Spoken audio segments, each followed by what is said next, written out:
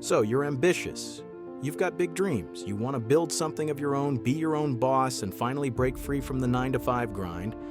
But there's a problem. You keep waiting.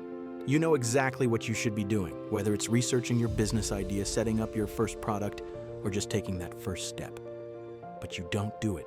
Instead, you keep telling yourself, I'll start next week, or I just need the right moment.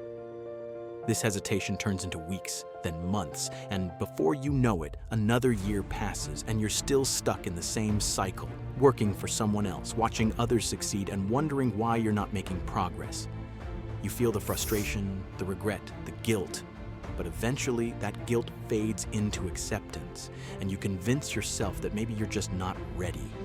Then motivation kicks in again. Maybe it's a new year, maybe you watched an inspiring video, or maybe you just had enough.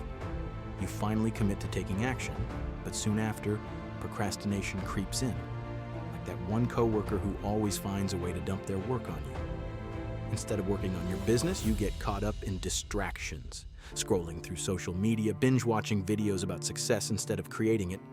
Before you know it, you're stuck again, convincing yourself that you'll start when the time is right. So how do you break this cycle and finally take control of your future?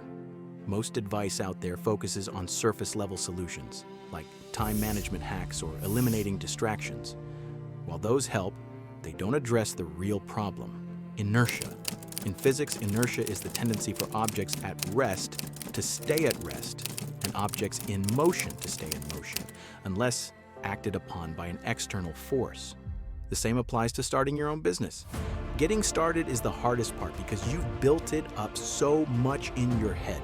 You think you need the perfect plan, the perfect moment, the perfect amount of time, but in reality, you just need momentum, and that starts with the smallest step.